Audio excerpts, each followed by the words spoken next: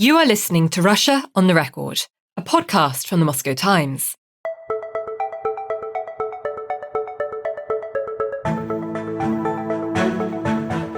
This week, we're going to explore Russia's relations with Iran and Israel as tensions between the two countries mount. But first, let's start with the news roundup. Thousands more people in the Tyumen and Kurgan regions have been urged to leave their homes as water levels in nearby rivers surged earlier than forecast. The investigative outlet iStories said that at least 7 people have died in this spring's flooding in the Orenburg and nearby areas. President Putin, who has not yet visited the affected areas, has called on local leaders to make sure that flood-hit homes are safe from looting and said he was receiving frequent updates. Novosibirsk has become the latest region of Russia to ban migrants from working as taxi drivers and from selling alcohol and tobacco. Companies in these sectors have been given 60 days to fire their migrant employees, in another example of how discrimination against migrants has risen in Russia since the suspects in last month's Crocus City Hall massacre were identified as men of Tajik origin. Also this week, authorities in annexed Crimea barred migrants from seeking employment in certain fields, but did not specify the types of work that would be impacted by the ban. Russia has confirmed that its peacekeepers are withdrawing from Nagorno-Karabakh after Azerbaijan seized the disputed region last fall. Their role in the region has come under criticism since a one-day offensive by Baku's forces turned the region's population of 120,000 ethnic Armenians into refugees.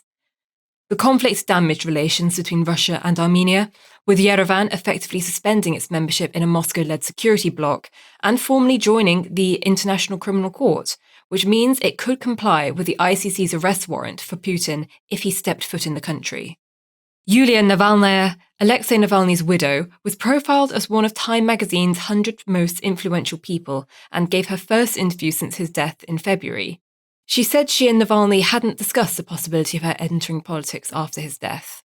I saw how many people feel his loss very, very deeply, and I really wanted to support these people, to give them some kind of hope, and most of all, I wanted the Kremlin and its officials to understand, if they killed Alexei, then I will step up, she said. Meanwhile, Telegram founder Pavel Durov gave a rare interview this week, sitting down with the far-right media personality Tucker Carlson. He claimed that he fled Russia over Kremlin pressure to share Ukrainian pro-democracy protesters' personal data in 2013.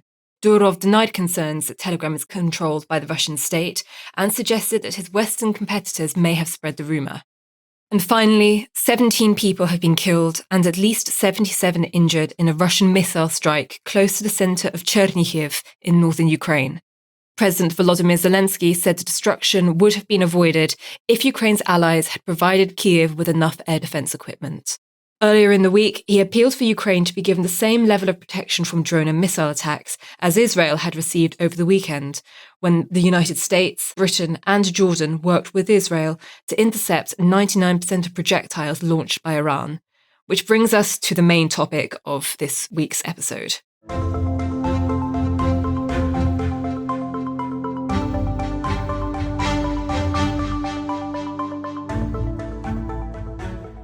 The already tense situation in the Middle East grew even more precarious over the weekend after Iran and its allies launched a barrage of over 300 missiles and drones against Israel. Tehran said the air assault was an act of self-defense in retaliation for a deadly Israeli strike on its consulate in Syria earlier this month. Israel, in turn, has vowed to respond to Iran's attack. President Vladimir Putin warned during a Tuesday phone call with his Iranian counterpart Ibrahim Raisi that any further escalation in the Middle East could have catastrophic consequences. Moscow has traditionally tried to maintain relations with all the major powers in the Middle East, but the war in Ukraine has brought Moscow and Tehran especially close together, with the same Shahed drones that targeted Israel having been used to deadly effect against Ukrainian cities and infrastructure. And the Gaza conflict has also dented its ties with Israel. For this episode, we decided to explore Russia's place in the region through Iranian and Israeli eyes. To talk about the relations between Russia and Iran, we spoke to Rajan Menon, the director of the Grand Strategy Program at the US think tank Defense Priorities. What were relations between Russia and Iran like before the war in Ukraine, and how have they changed since? Has it gone so far that Russia and Iran have become military allies? Not military allies, but before that, let me just go back to what they were like beforehand. So let's start with 2010. The Iranians were sanctioned by the UN. I think it was Resolution 1929. And at that point, President Medvedev was the president for one term. And Russia canceled an agreement that it had signed with Iran to provide the S-300 air defense system. That's its second most advanced air defense system. The S-400 is the most advanced system. And at the time, the Iranians were very upset and they threatened to take legal action and so on. So that was a kind of low point. But in 2015, as you may remember, the Iranians signed the JCPOA, the Joint Comprehensive Nuclear Agreement, in which Russia played a very significant role. In fact, it helped decommission the Bushehr plant that had been built with Russian assistance.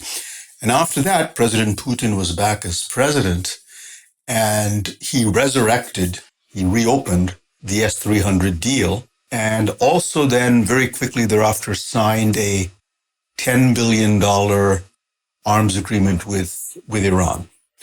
So things had been moving forward even before the war. But the war has changed everything because, as you know, Iran has become not only a major supplier of drones to Russia, it has also been helping Russia set up what is now already established, which is a drone manufacturing facility in Russia itself. I think the Russians are using it to create a modified, more modernized version of the Shahed drone.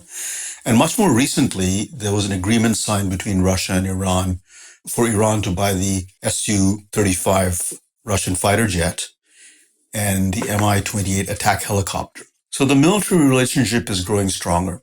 Now, more broadly, even before the war, the Russians were keen on bringing, and the Chinese were, Iran into the SCO, the Shanghai Cooperation Organization, which Iran joined last year. There is also the Eurasian Economic Association, which is Russia, Kazakhstan, Kyrgyzstan, and Belarus. So Russians have been keen for Iran to join it. That hasn't happened yet, but the EU signed, I believe last year, a free trade agreement with Iran that reduces to zero all duties on trade between that bloc and Iran. So that's been what's going on. But the war has really changed everything in a dramatic way. I think the Iranians are not an ally of Russia in the sense that Russia is not obligated to come to Iran's defense. But short of that, they're moving much, much closer together. I'll give you one example on the economic front. So both countries are under sanctions from the West, but they have done various things in their trade to avoid sanctions. For example, they have exchanged messaging apps connecting the messaging app of the Iran banking system to the Russian messaging app of the Russian banking system.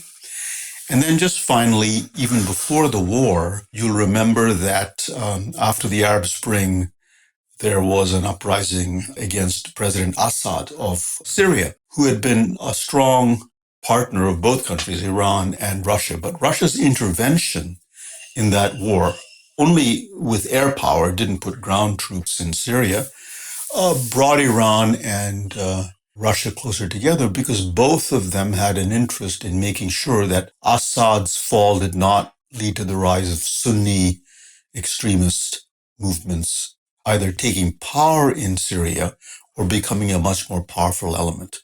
So if you connect all those dots, I would say the pre-war relationship was not bad, but the post-war, that is after the Ukraine invasion, has become much, much closer. I wouldn't say allies, but maybe quasi-allies. What's a more general picture of Russia's role in the Middle East?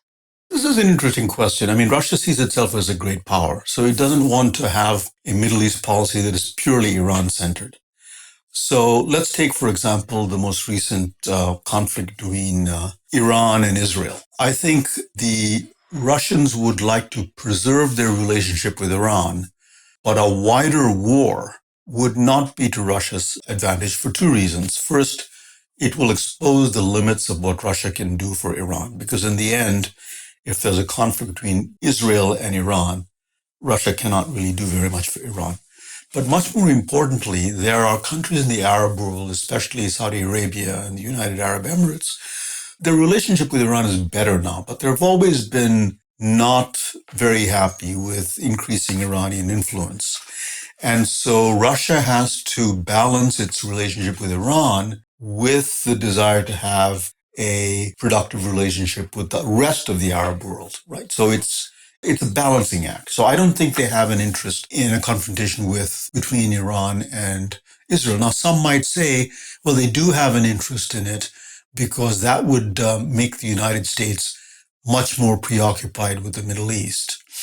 That may be true. On the other hand, I think the losses for Russia are greater because it will be in a very difficult position. Right? It will either have to side with Iran, which won't go over very well in the rest of the Arab countries, or it will have to do nothing, thereby suggesting to Iran that the relationship with Russia is useful, but only to a certain point. So you mentioned that Russia is trying to become a regional superpower in the Middle East. But historically, what have been Moscow's foreign policy aims in the region, and how have they changed since the invasion of Ukraine? One big change is the relationship with Israel, because Russia has always had a close relationship with Israel. Even in the Soviet period, you'll remember that they facilitated the emigration of a large number of Soviet Jews. Since the collapse of the Soviet Union, President Putin has been looked upon by the Jewish community in Russia, as well as by Israel, as someone who's generally seen as the friend of the Jewish people. And trade between Russia and Israel was up. Israel did not join in the sanctions regime. So the question is, what has changed? And I think after the invasion of Ukraine and the imposition of Western sanctions and the rupture between Russia and the West, the Russians, I think, made a decision that, well, one of the areas in which they have a fairly sympathetic voice is the so-called Global South. Not in all countries of the Global South, but many countries of the Global South. And the Gaza war was very strongly opposed by many countries in the Global South. And I think the Russian position, which is now quite critical of the war in Gaza, can be explained in that way. So I think that once the war ends, they will try to repair the relationship with Israel. But at the moment, Ukraine war has made them make a choice that I think they would rather have not made. Coming back to relations between Moscow and Tehran, where do they seem to be heading? Do we expect deepening relations between the two countries? And if so, what do the two sides stand to gain from this? I think broadly speaking, the two sides are at odds with the West. So that brings them together. They're also fairly close to the other power that rivals the United States, increasingly, not Russia, but China. And these three powers have in common, I think, a sense that what the United States calls the rules-based international order is an order that the U.S. designed after World War II, that suits the interests of the United States, but increasingly that Russia and Iran and China should push back against this order, which doesn't really reflect their interests. So in many ways, they make that clear. The Russians make this clear all the time. The Chinese make it very clear all the time. The Iranians certainly make it clear all the time. So I think that's a broader international interest that they share in common. And also, when all of them talk about the need for a multipolar world, what they're saying, in effect, is we don't want a world in which the United States is the dominant power. So that brings them together. Now, can they change that global reality very quickly? No. But it's a question of how they see the world and where they would like it to move. And so in that respect, they have a lot in common. Do we have an idea what ordinary Iranians think about Russia? I think it's really kind of mixed, right? For religious Iranians, probably a mixed view. There's also a long history of Iranian-Russian relations, some of which have been good and some of which have been bad. But in the grand scheme of things, it doesn't really matter what ordinary Russians think of Iranians or ordinary Iranians think of Russians, because neither of these countries is a democracy. And so their leaders will do what they think is necessary to further the interests of each of these regimes. So public opinion might matter in some general sense, but I don't think it's driving policy between these two countries in any direct way. Putin and Ayatollah Khamenei are going to do what they believe needs to be done without saying, well, we're going to let Iranian public opinion be the decisive factor or Russian public opinion be the decisive factor. I suspect in Russia, although there's a lot of support for the war, there's also some opposition for the war, but I don't think Putin cares about that at all. I think the Russians are watching very, very carefully whether Israel makes a decision to let the recent Iranian missile and drone attack go without any response, which is what the US is telling them to do, or whether they feel that in order to restore deterrence, they have to strike Iran. Now, Iran has said if that happens, their response will be much, much worse. That means you'll have a much broader conflict in the Middle East. And in a strange way, even though Russia and the United States are, if not enemies, then very serious adversaries now, that's something that I don't think either of them want to have happen because the consequences are completely unpredictable. We also talked to the Israeli journalist Milan Czerny about how relations between Russia and Israel have changed over recent months. How are relations between Russia and Israel different since the start of the war in Ukraine? And then, how did the attack by Hamas on October the 7th affect these ties? So, since the start of the war in Ukraine, the relation between Russia and Israel surprisingly didn't evolve so much because Israel, contrary to Western states, tried to keep a balance between Ukraine and Russia. So again, it depended of who was in power in Israel, either Naftali Bennett as prime minister or Benjamin Netanyahu. But generally, there was this desire to stay quite close to Russia and rather act as a mediator between Russia and Ukraine.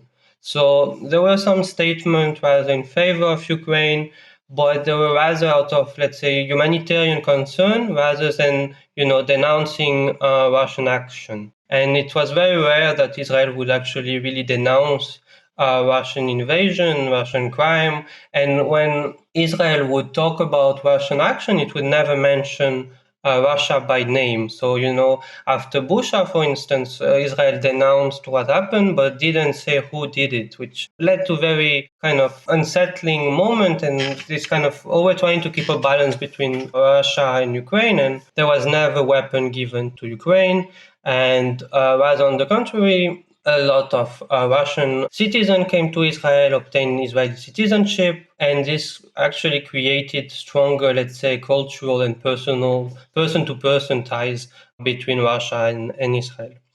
So all of this is before October 7. Because before October 7, there was this idea that it was still possible to talk to Russia and still like business as usual, more or less, let's say. After October 7, everything changed in Israel and everything changed regarding the view towards Russia. This is because Russia did not condemn the Hamas terrorist attack and, on the contrary, invited Hamas to Moscow, I think, 3 or even 4 times by now. And from the Israeli perspective, anyone who invites Hamas is against Israel, is against Israeli. And it's really, from the Israeli point of view, it's really black and white. And if you invite Hamas, then you are a supporter of terror, and then you are against Israel. And for Israel, I think this was very surprising to see that while, Israeli prime minister did not meet with Volodymyr Zelensky, were careful of the positioning and balancing. It was very surprising, I think, to see Russia did not adopt the same kind of balancing stance, right? And really leaned more toward Hamas and other Iranian proxy and Iran itself. And so now the relation with Russia is probably at its lowest since 1991. The relation between Russia and Israel is at its lowest since the end of the Cold War.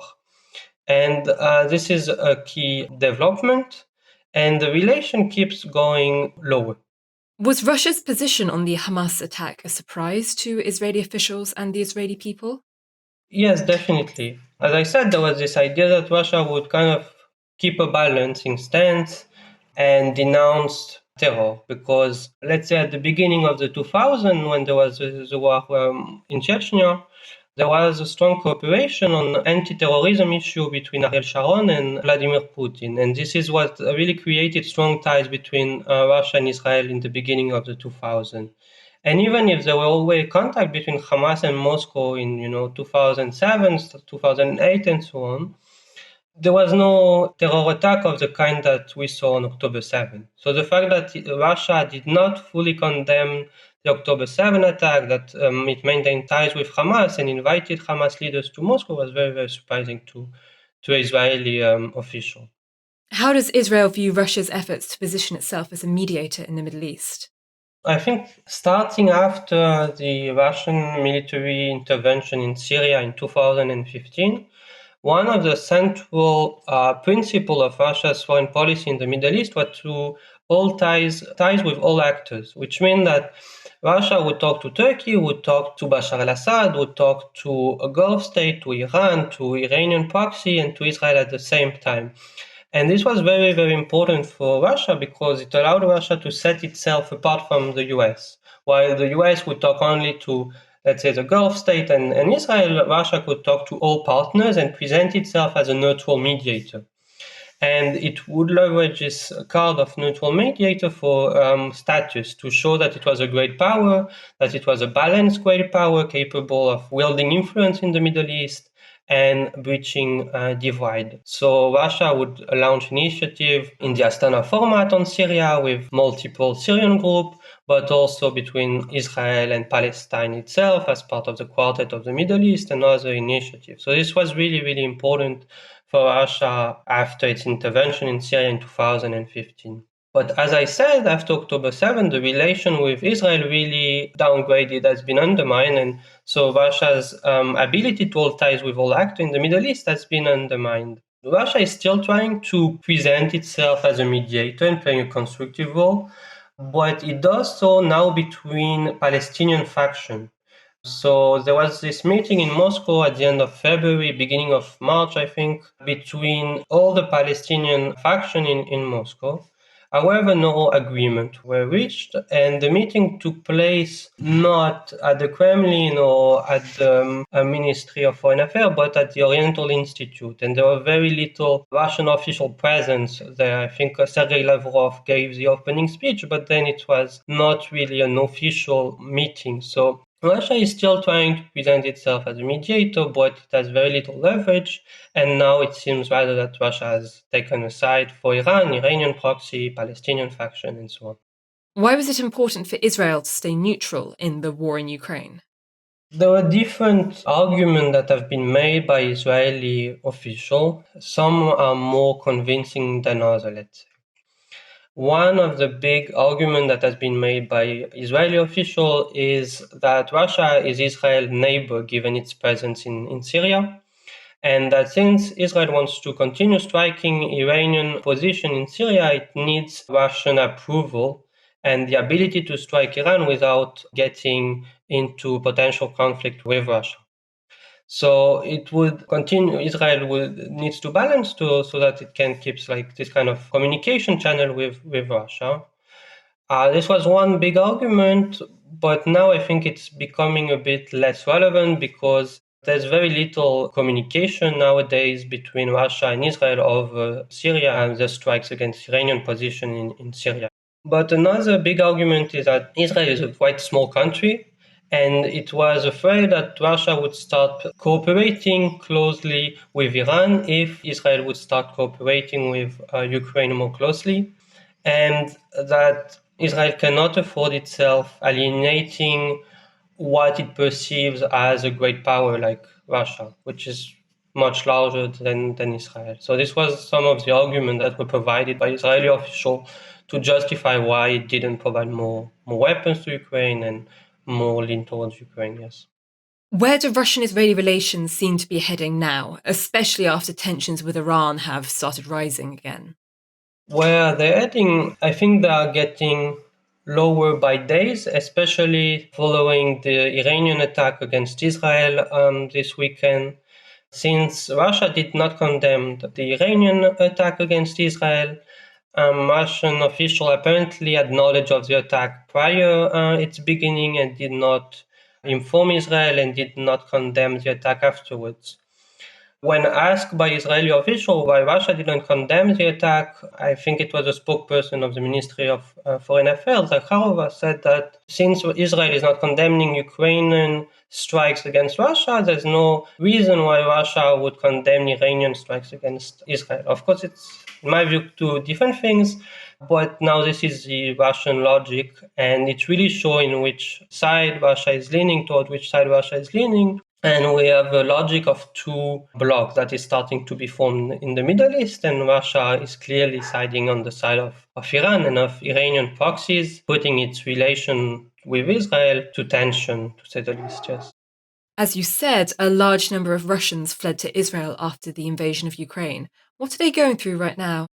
Obviously, it's a broad population and people have different view, and I don't want to generalize, but let's say that I think over 50,000 Russians came to Israel after February 2022 and received citizenship. So, and the fact that they received citizenship is a bit different than the community in, let's say, Armenia, Georgia, in Berlin, and so on, where they don't or rarely receive citizenship, right? Because here it means that they're citizens of the country with certain duties, and in certain cases there's more, let's say, patriotism toward the state of Israel because they were granted citizenship and basically they have the same rights, more or less, as any other Israeli citizen. So this creates, I think, a special connection between them and the state. And after October 7, there's been really very, very strong support for the Israeli army by the Russian-Israeli community, which is, let's say, sometimes quite interesting because, let's say, in the West, there's a big condemnation of Israeli action in Gaza, and sometimes Israel is being compared to Russian action in Ukraine, but this is not how the Russian-Israeli community sees the conflict in Gaza. I think, again, it's really important to stress how surprising it was for Israel to see Russia leaning so much toward Iran and Iranian proxies. And after October 7, we see that Hezbollah is using Russian weapons, that Houthi are not targeting Russian ships, that there's intelligence sharing with other Iranian-backed militia, and no more coordination with Israel. So we really see like this idea of two blocs being created in the Middle East and Russia leaning towards the side opposing Israel. The reason for that, I think, is in some part because Russia wants to launch a proxy war against the Western bloc and it sees Israel as a Western power. And so supporting Iran is part of its plan to undermine the US because Russia sees its foreign policy solely through this goal of undermining the West. That's all for this episode. Don't forget to follow the Moscow Times on social media so you don't miss the next episode of Russia on the Record.